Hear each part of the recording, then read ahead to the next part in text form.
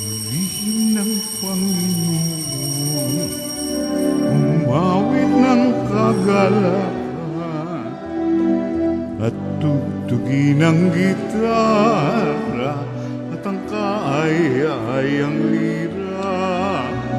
Ipan ninyo ang trumpeta, kaya Panginooy dinggin, ang landas niya'y tahakin, habang buhay ay purihin, kagandahang loob niya sa atin.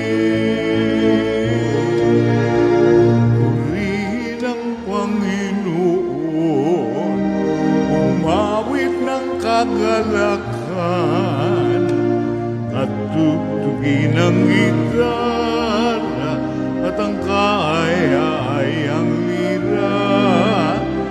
Hipan ninyo ang trumpeta, hipan ng trumpeta.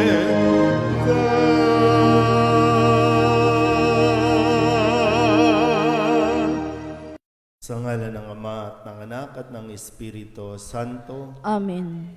ang pagpapala ng ating Panginoong Hesukristo, ang pag-ibig ng Diyos Ama, at ang pakikipagkaisa ng Espiritu Santo naway sumainyong lahat. At sumaiyo rin.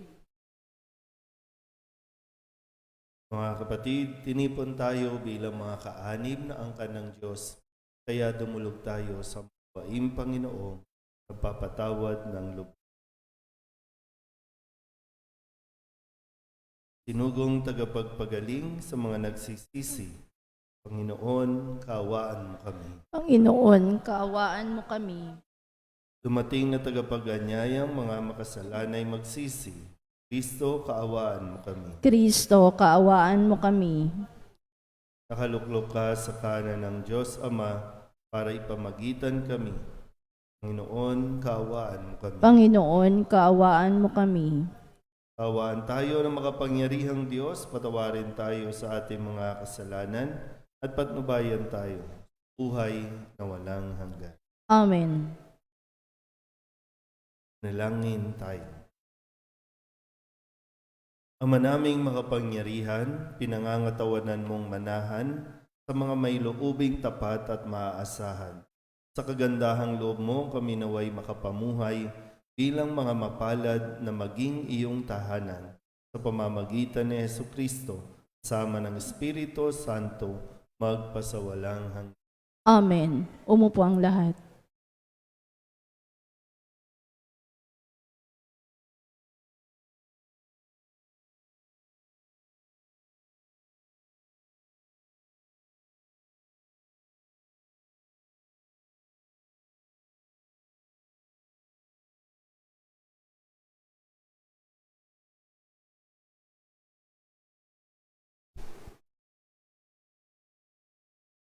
Pagbasa mula sa aklat ng Henesis. Sa simula'y iisa ang wika ng lahat ng tao sa daigdig. Sa kanilang pagpapalipat-lipat, nagawi sila sa silangan sa isang kapatagan sa Sinar. Dito sila huminto at namayan. Nagkaisa silang gumawa ng maraming tisa at lutuing mabuti para tumibay. Tisa ang ginagamit nilang bato at alkitran ang kanilang semento. Ang sabi nila, ngayoy magtayo tayo ng isang lungsod na may turing abot sa langit upang matanyag tayo at huwag nang magkawatak-watak. Bumaba ang Panginoon upang tingnan ang lungsod at ang toring itinatayo ng mga tao. Sinabi niya, ngayon ay nagkakaisa silang lahat at iisa ang kanilang wika. Pasimula pa lamang ito ng kanilang mga binabalangkas. Hindi magluluwat at gagawa sila ng anumang kanilang maibigan. Ang mabuti puntahan natin at guluhin ang kanilang wika upang wag silang magkaunawaan. At pinangalat ng Panginoon ang mga tao sa buong daigdig, kaya natigil ang pagtatayo ng lungsod. Babel ang itinawag nila sa lungsod na iyon, sapagkat dooy ginulo ng Panginoon ang wika ng mga tao, at mula roon, pinapangalat nga niya ang mga tao sa buong daigdig. Ang salita ng Diyos. Salamat sa Diyos. Salmong tugunan ang atin pong itutugon. Mapalad ang ibinukod na bansang hinirang ng Diyos, tayo pong lahat. Mapalad ang ibinukod na bansang hinirang ng Diyos. Ang binabalangkas niyong mga bansa, kanyang nababagot, winawalang bisa. Ngunit ang mga panukala ng Diyos ay mamamalagit, walang pagkatapos. Mapalad ang ibinukod na bansang hinirang ng Diyos. Mapalad ang bansang Panginooy Diyos. Mapalad ang bayang kanyang ibinukod.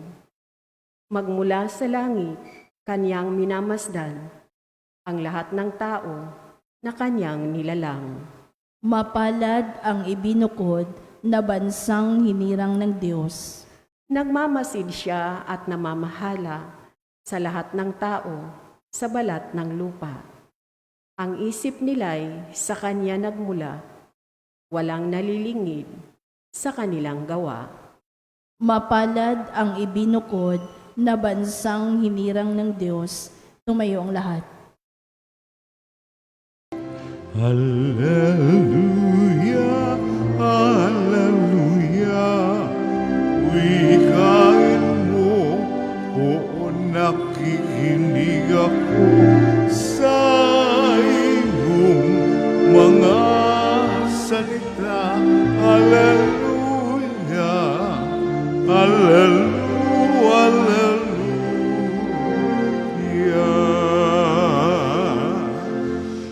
Sumainyo ang Panginoon. At sumayo rin. Ang mabuting balita ng Panginoon ayon kay San Marcos. Papuri sa iyo, Panginoon. Noong panahong iyon, pinalapit ni Jesus ang mga tao, pati ang kanyang mga alagad at sinabi, "Kung ibig ninumang sumunod sa akin, limutin niya ang ukol sa kanyang sarili, pasanin ang kanyang krus at sumunod sa akin. Ang naghahangad na magligtas ng kanyang buhay ay siyang mawawalan nito. Ngunit ang mag-alay ng kanyang buhay alang-alang sa akin at sa mabuting balita ay siyang magkakamit niyon. Ano nga ang mapapala ng isang tao? Makamtan man niya ang buong daigdig, kung ang katumbas naman nito'y ang kanyang buhay. Ano ang maibabayad ng tao para mabalik sa kanya ang kanyang buhay? Kapag ang sino man ay nahiyang kumilala sa akin at sa aking mga salita sa harapan ng lahing ito na makasalanan at hindi tapat sa Diyos, ikahihiya rin siya ng anak ng tao. Pagparito niya, nataglay ang dakilang kapangyarihan ng kanyang ama at kasama ang mga banal na anghel. Sabi pa ni Jesus sa kanila, "Tandaan ninyo, may ilan sa inyo rito na hindi mamamatay hanggat di nila nakikitang nagahari ang Diyos ng may buong kapangyarihan." Ang mabuting balita ng Panginoon. Pinupuri ka namin, Panginoong Hesukristo. Umupo ang lahat. Isang magandang umaga po sa inyong lahat. Sa ating pong Ebanghelyo, ipinahayag ni Jesus ang pwedeng mangyari sa mga taong naghahangad at nagnanais na sumunod sa Kanya. Hindi po madali. Kaya kailangan ng iba yung pagninilay at kailangan maging mas malinaw sa atin kung ano ang ating sinusundan. Mahirap po yung parang nakikiuso lang tayo. Mahirap din naman yung parang dahil marami ang pumupunta, dahil marami ang parang pumipila, doon na rin tayo. Kailangan maging buo ang ating desisyon. Pwedeng siguro, ma-impluwensyahan ka, pwedeng sa umpisa maging curious ka, pero sana sa patuloy natin na pagsisimba, patuloy natin na paglapit kay Jesus, mas makilala natin siya ng lubusan. Sabi po ni Jesus, ang sino mang nagnanais sumunod sa akin, hindi tayo pipilitin o pupuwersahin. Kasi nga, mayroon tayong kalayaan. Mayroon tayong kalayaang piliin siya o tanggihan siya. Pero kung pipiliin natin, teka muna, hindi pwedeng padalos-dalos. Alam mo ba ang iyong sinusundan? Alam mo ba na ang maging Kristiyano ay hindi madali? Kasi unang-una, sabi, marunong ka dapat lumimot ng tungkol o para sa sarili mo. Maraming renunciation na gagawin. I-renounce mo ang mga bagay na sa paningin ng mundo mahalaga.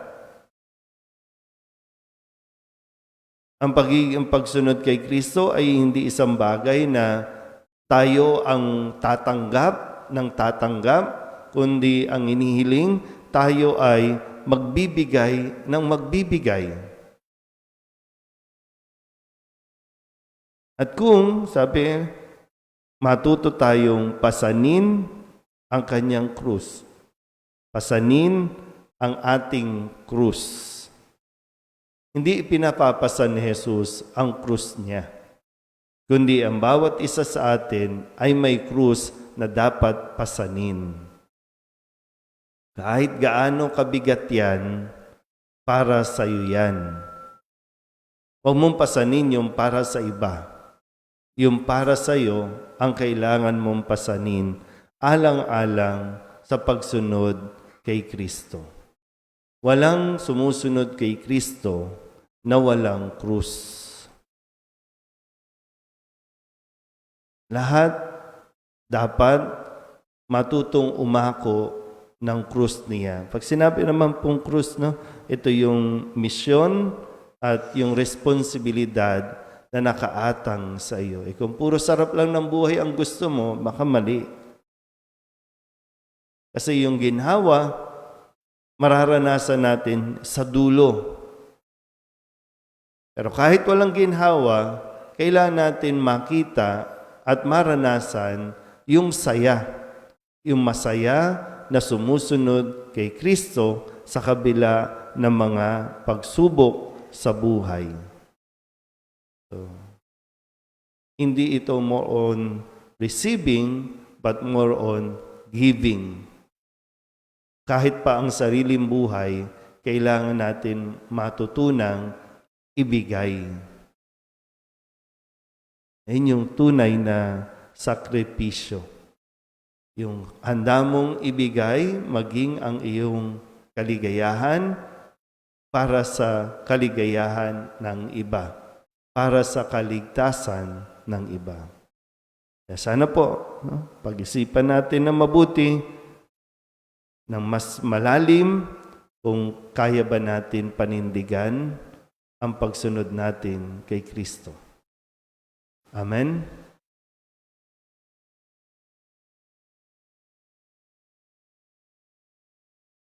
Manalangin tayo sa Ama sa Langit upang masundan natin si Jesus, ang kanyang anak, at matularan siya ng lubos. Ang ating pong itutugon, Panginoon, dinggin mo ang aming panalangin. Panginoon, dinggin mo ang aming panalangin.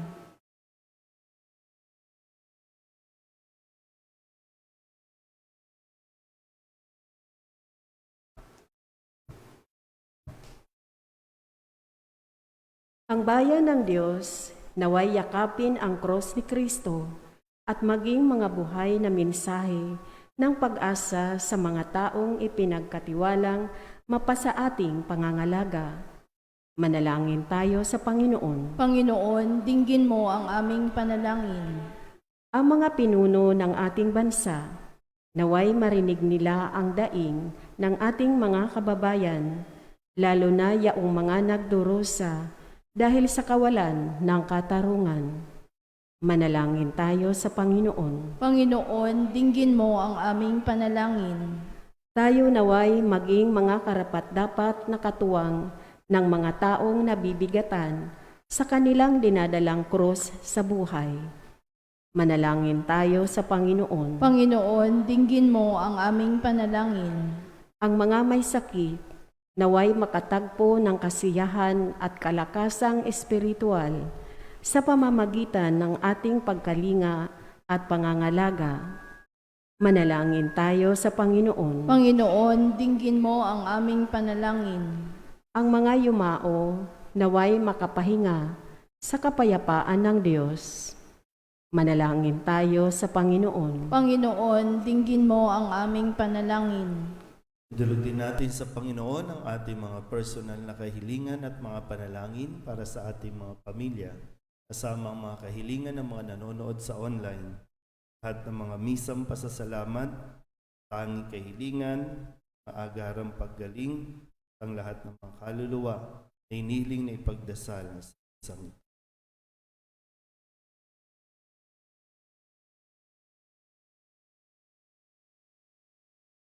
Ang lahat ng ito iniling namin sa ngalan ni Kristong aming Panginoon. Amen. Umupo.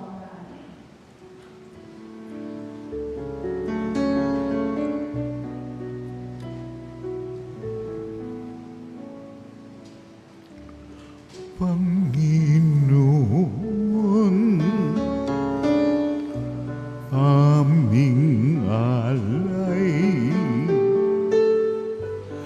itong alak at tinapay sa altar mo.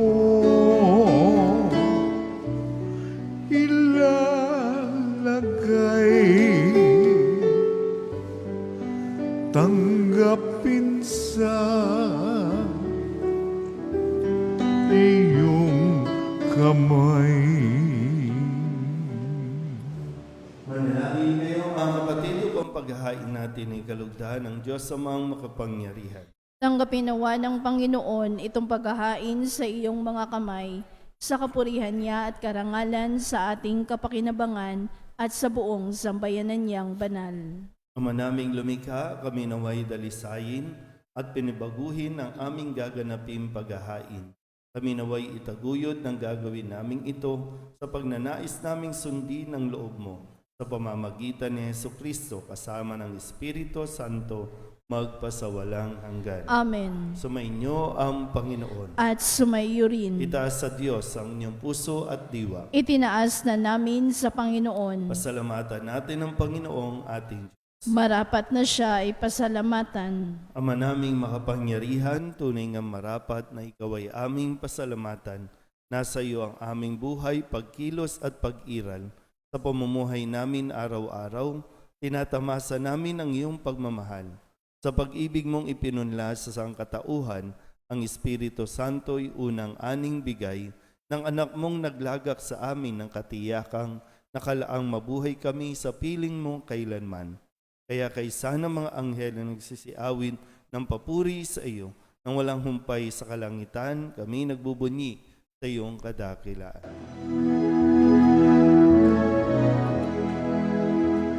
Santo, Santo, Santo, Panginoong Diyos na makapangyarihan, napupuno ang langit at lupa ng kaluwalhatian mo.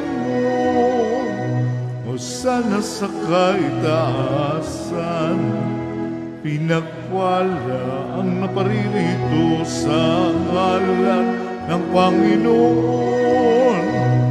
Hosana sa kaitaasan. Ama naming banal, ikaw ang bukal ng tanang kabanalan, kaya't sa pamamagitan ng iyong Espiritu, gawin mong banal ang kaloob na ito upang para sa aming maging katawan at dugo ng aming Panginoong Hesukristo. Bago niya pinagtiis ang usang loob na maging handog, hinawakan niya ang tinapay, inasalamatan kaniya, pinaghati-hati niya iyon, iniabot sa kanyang mga alagad at sinabi, "Tanggapin ninyong lahat ito at kanin, ito ang aking katawan na ihahandog para sa inyo."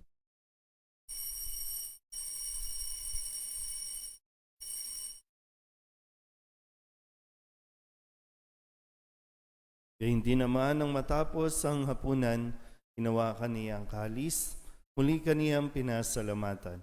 Iniabot niya ang kalis sa kanyang mga alagad at sinabi,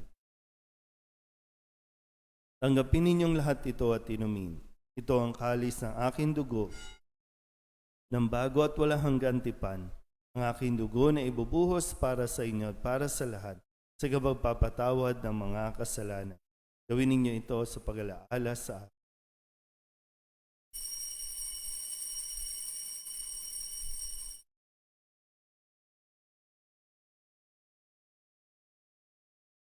Ipagbunyi natin ang misteryo ng pananampalataya. Si Kristo'y namatay, si Kristo'y nabuhay, si Kristo'y babalik sa wakas ng panahon. Ama, ginagawa namin ngayon ang pag-alaala sa pagkamatay at muling pagkabuhay ng iyong anak. Kaya tiniaalay namin sa iyo ang tinapay na nagbibigay buhay at ang kalis na nagkakaloob ng kaligtasan. Kami napapasalamat dahil kami iyong minarapat na tumayo sa harap mo para maglingkod sa iyo. Isinasamo namin kami magsasalo-salo sa katawan at dugo ni Kristo ay mabuklod sa pagkakaisa sa pamamagitan ng Espiritu Santo. Ama, lingapin mo ang iyong simbahang laganap sa buong daigdig. Puspusin mo kami sa pag-ibig kay San Francisco na aming Papa at ni Jose na aming Obispo at ng Tanang Kaparian. Alalahanin mo rin ang mga kapatid naming nahimlay na may pag-asang sila'y muling mabubuhay, gayon din ang lahat ng mga pumanaw. Kawaan mo sila at patuloyin sa iyong kaliwanagan. Kawaan mo at pagindapating kaming lahat na makasalo sa iyong buhay na walang wakas. Kaysa ng mahal na Birhen Maria na ina ng Diyos, ng kabiyak ng puso niyang San Jose. Kaysa ng mga apostol at ng lahat ng mga banal na namuhay dito sa daigdig na kalugod-lugod sa iyo, may pagdiwang nawa namin ang pagpupuri sa ikararangal mo sa pamamagitan ng iyong anak, aming Panginoong Hesukristo. Sa pamamagitan ni Kristo, kasama niya at sa Kanya, ang lahat ng parangal at papuri ay sa iyo, Diyos amang makapangyarihan, sama ng Espiritu Santo, magpasawalang hanggan. Amen. Amen. Amen. Amen. Buong kababaan, loob tayong tumawag sa ating Panginoon ng Ama namin.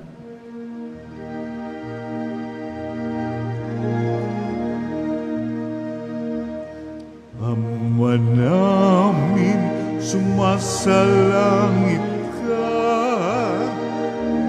sambahin ang ngalan mo, mapasa amin ang kaharian mo, sundin ang loob mo, dito sa lupa para lang sa langit. Bigyan mo kami ngayon ng aming kakanin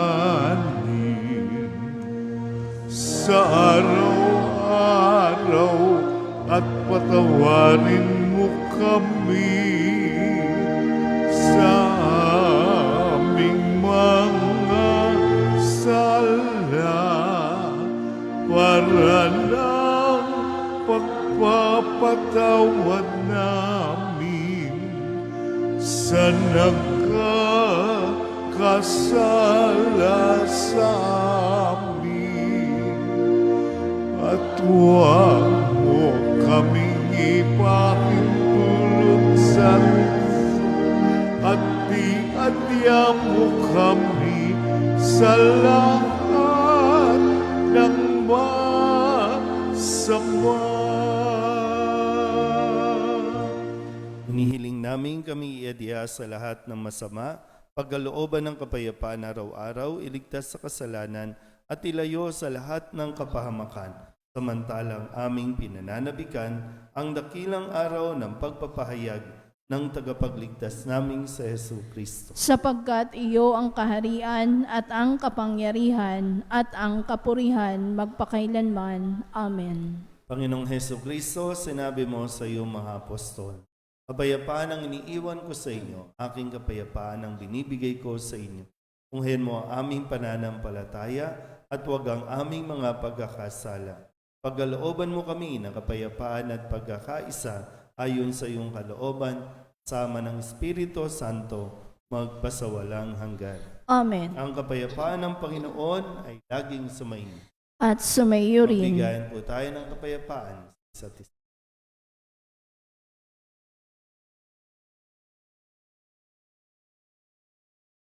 Kordero ng Diyos na nag-aalis ng mga kasalanan ng sanlibutan, maawa ka sa amin. Kordero ng Diyos na nag-aalis ng mga kasalanan ng sanlibutan, maawa ka sa amin. Kordero ng Diyos na nag-aalis ng mga kasalanan ng sanlibutan, ipagkaloob mo sa amin ang kapayapaan. Lumuhod ang lahat.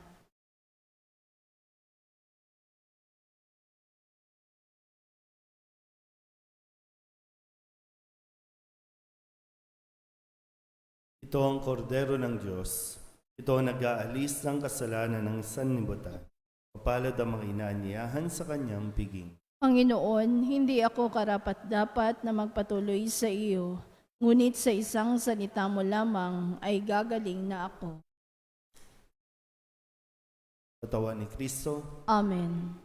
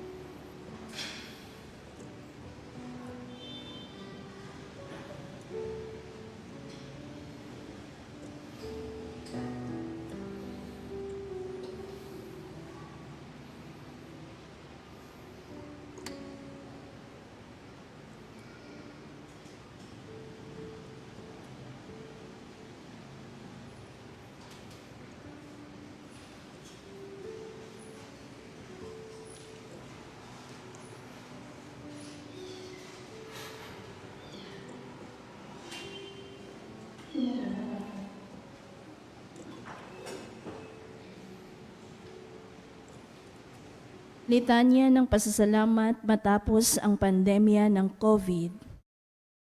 Dumulog tayo sa Panginoon na siyang nagpapanibago sa lahat para sa lahat ng biyaya't pagpapalang tinanggap natin habang panahon ng pandemya ng COVID. Sa bawat panalangin ang ating itutugon. Salamat sa Diyos. Para sa pagpapaalala sa atin ng kawalang katiyakan ng buhay, sa pagsasanggalang sa atin noong mga panahon ng walang nais magpatuloy sa atin at sa pagtuturo sa atin ng mga bagay na tunay na mahalaga, magpasalamat tayo sa Panginoon.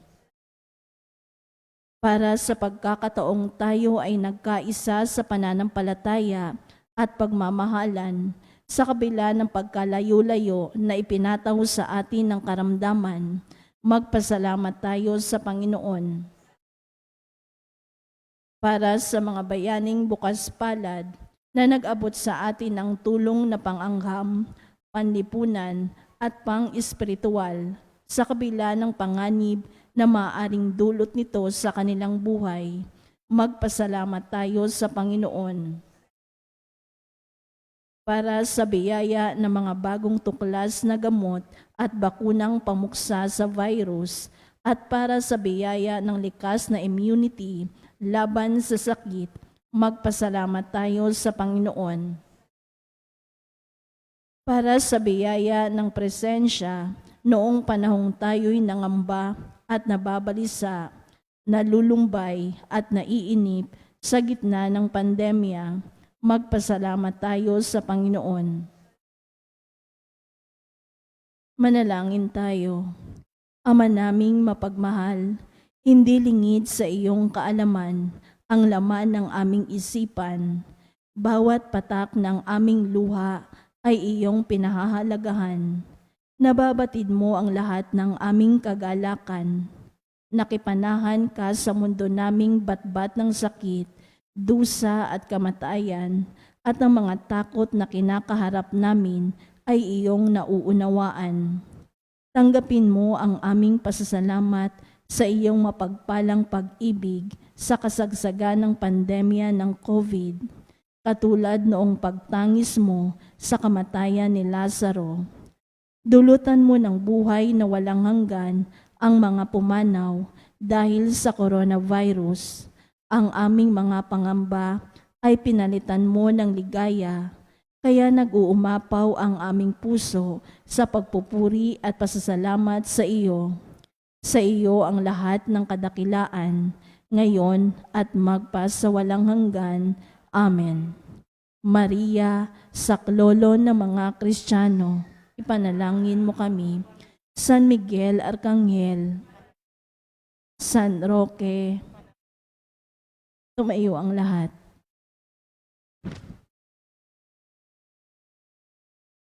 Manalangin tayo. Ama naming mapagmahal, kaming pinapagsalo mo sa banal na pakikinabang, ay gawin mong laging manabik na pagsaluhan ng kaloob mong ito sa aming kabubuhay. Sa pamamagitan ni Jesucristo kasama ng Espiritu Santo, magpasawalang hanggan. Amen. Atin pong sasaksihan ng isang natin papahayag ng pananampalataya. Gitna.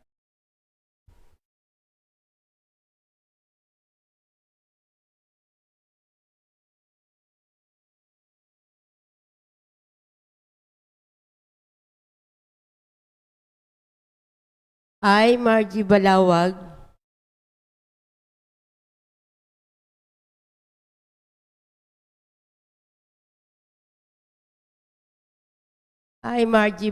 with firm fruit, believe and profess and everything that is contained in the symbol of faith, namely, I believe in one God, the Father, the Almighty Maker of heaven and earth, of all that is seen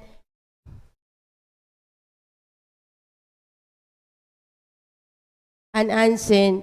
I believe in one Lord Jesus Christ, the only Son of God, eternally begotten of the Father, God from God, light from light, true God from the true God, begotten and made one in being with the Father, through him and things were made for us men and for our salvation. He came down from heaven by the power of the Holy Spirit. He was born of the Virgin Mary and became a man. For our sake, he was crucified under Pontius Pilate.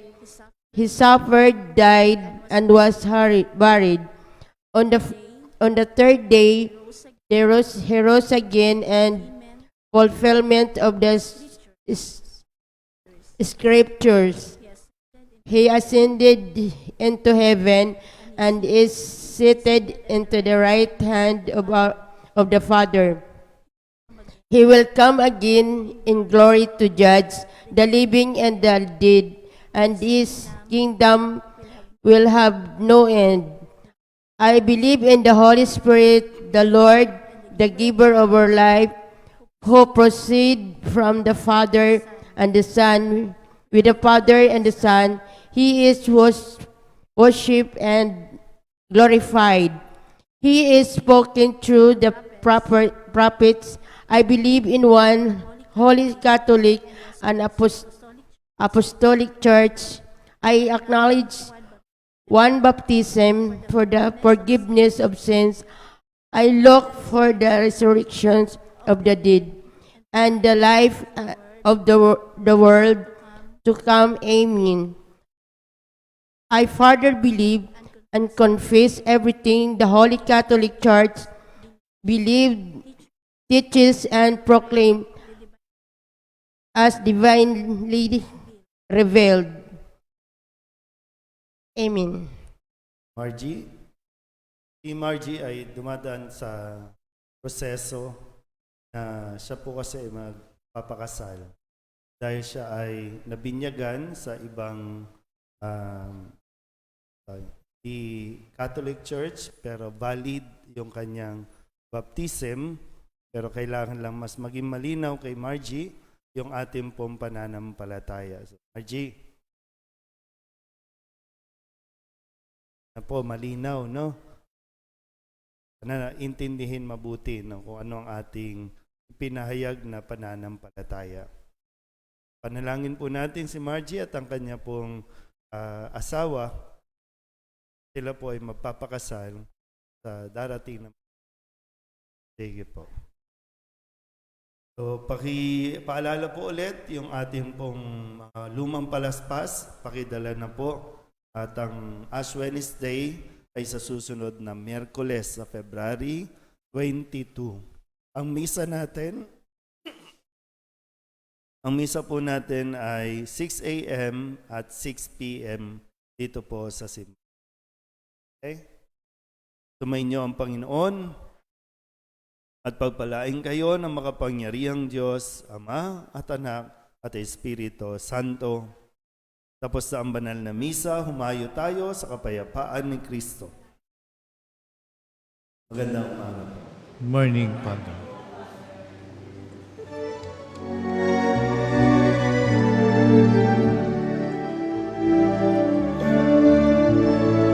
Mayo nagipahayag, kanyang pagkalingat sa buhay, pag-ibig at katarungan, tanda ng kanyang kaharian. Sa panahong tigang ang lupa, sa panahong ang ani sagana, sa panahon ng digmaan at kaguluhan, sa panahon ng kapayapaan, umayo natipahayag, kanyang pagkalingat habang sa buhay, pag-ibig at katarungan, tanda ng kanyang kaharian.